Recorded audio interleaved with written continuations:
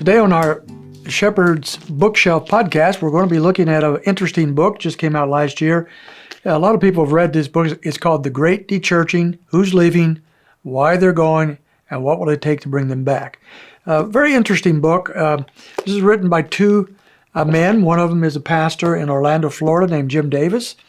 And he has a man in his church who is actually a program director for the Keller Center for Cultural Apologetics. These two men were recognizing the decline in attendance in American churches within the Orlando area. And as they began to research a little more, they were discovering that this is not simply a Orlando, Florida trend, but a nationwide trend, that people are stopping going to church in droves. And so they came up with this idea that they would apparently hire a couple social scientists who had done surveys and so forth, and they would ask these men to go out and do surveys for them that would bring in the statistics that would help them understand who is leaving the church, why they're leaving the church, can we do anything to bring them back, just as the book has implied. They actually came up with three different surveys, or at least three different portions of the surveys. The first one is how big is the problem? They wanted to go after, is this a nationwide problem? And if it is, how large is it? And they discovered it was very large. According to their studies, 40 million people have left the churches in the last 25 years. They're no longer going to church. They once went to church at least once a month. So that's their baseline. But they no longer go to church. That's 40 million people. And most of them apparently have dechurched in the last several years since the pandemic. The second phase of the surveys was who is leaving and why. So they're trying to see what group of people or what ethnicity might be leaving. Their survey revealed that there was no particular theological group, no particular ethnic group. It's basically all groups, all sizes, all types, all church denominations pretty much have been leaving and dechurching pretty regularly. And then a more narrow survey portion of this survey had to do with evangelicals. What is happening in evangelicalism? And so, in other words, who is dechurching, not just from churches in general of all denominations, but from evangelical churches. Of course, evangelical is always a difficult term to define, so that makes it a little bit difficult. But these would be the more conservative type church people that they're looking at. So chapter 1 deals with the depth of the problem, and they recognize that there's been three different periods of time in American history when there's been this big, rapid growth in church attendance.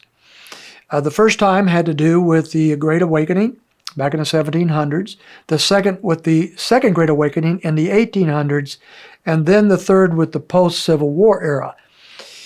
And so those are the three times. They say this is a much bigger move as far as church attendance is concerned than any of those three, except in the opposite direction. Instead of rapid growth of church, there's a rapid dechurching of people who are going to church. And they blame it on three different things. Basically, number one, they blame it on the end of the Cold War. With the end of the Cold War, it became more culturally acceptable for people to not go to church or to find some alternative non-Christian way of living. Then the second thing is the polarization caused by the religious right. So whether this is right or wrong, there's been just a lot of press about the religious right that is negative, that has turned a lot of people off. At least that's their view. And then thirdly, the rise of the internet and all things related to electronic media and so forth has given people access to all sorts of religions and all sorts of ideas that they didn't have easy access to before. So it's very easy to fall off with that, and also very easy to electronically turn into podcasts and television programs and so forth, and stay in your living room and not actually be involved in a local church. So these are some of the reasons that they have come up with. It's important to remember now as we look at these surveys that these are people that one time went to church at least once a month. These are not people that have never gone to church, never darkened the door. These are regular attenders once a month. That's not much, but they no longer go to church anymore. And they're also noticing this general drift in numbers total.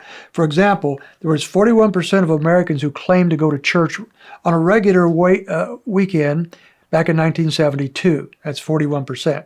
Today, only 24% would claim that they go to church on a given weekend, and only 18% of those who are younger people, ages 18 to 30. That's a big jump. And also, they're finding that 70% of people that do go to churches go to large churches. And so we have the mega church trend that is taking more and more people into the mega church, and fewer people go into the smaller churches under 100 and so forth. So those are some of the things that they found out. Now, in the rest of the much of the rest of the book, they break down the dechurching group, these people who are dechurching, into 5 categories. And this is very interesting. They have the cultural Christians, those who have left the church because of careers, or they have moved, or some family issue and so forth. They were probably never really deeply involved in the church, but they're more cultural Christians who are no longer going. They admit that this group primarily, overall, are not Christians at all. The second group is the mainline or mainstream evangelicals. Of this group, 59% they believe embrace some form of the prosperity gospel. 20% are Catholic. And they are leaving for mainly social reasons. They would come back if they could have more friendships or a better community and so forth. But they also confirm that many are not actual Christians at all, as you might imagine, being mainstream. Third is the former evangelicals, and these are people that once claimed to be solid Christians who no longer want to attend at all. And in their studies, they found virtually none of these people are willing to come back under any circumstance. And so anyone who would be in that category, their faith would have to be questioned at best. Are they truly believers if they would never come back to church under any given circumstances? Then there's a category that they call BIPOC, Black, Indigenous, and People of Color.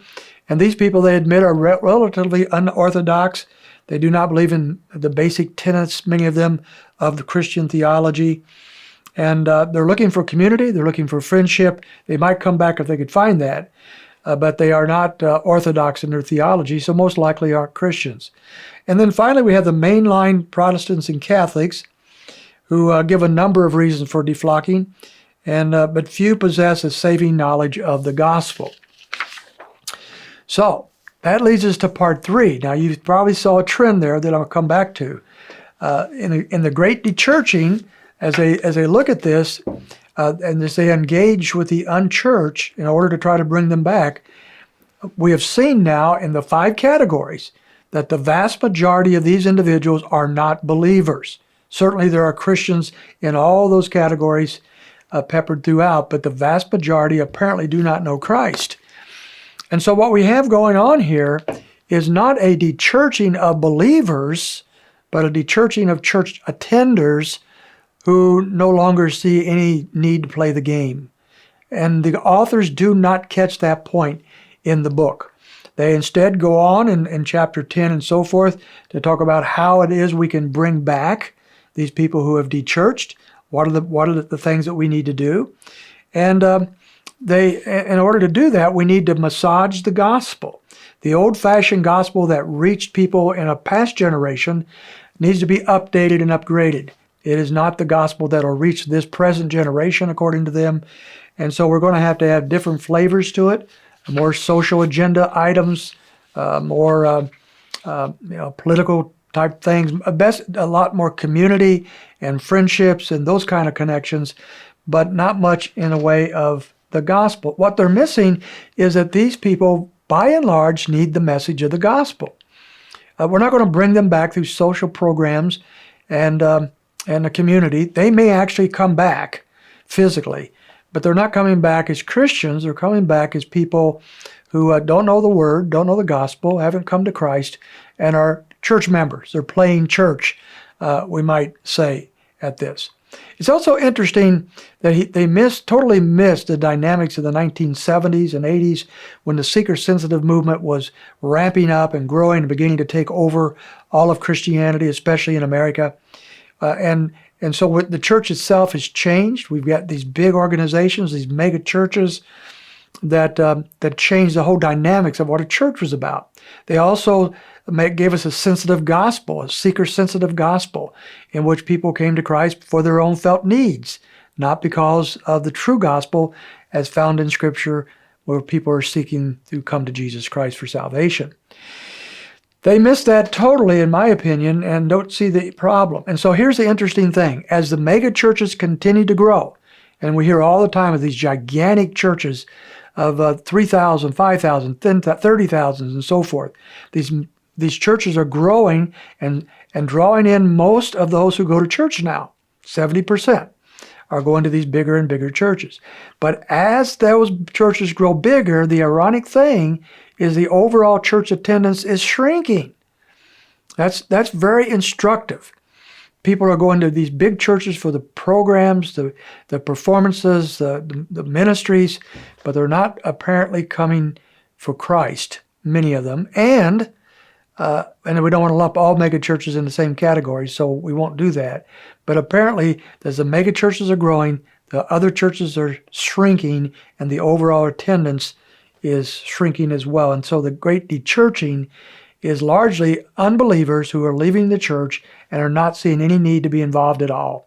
The great need is for people to come to Christ, and the shifting of how we reach out to people with the true gospel and the emphasis on that, I believe, is needed. That is missed in this book called The Great Dechurching. I think the stats in this book and the surveys were interesting and handy and perhaps very useful, but the strategy of reaching out to the dechurched or unchurched was not helpful at all, in my opinion. So take that for what it is. I did find the book interesting, but I'm not sure overall helpful.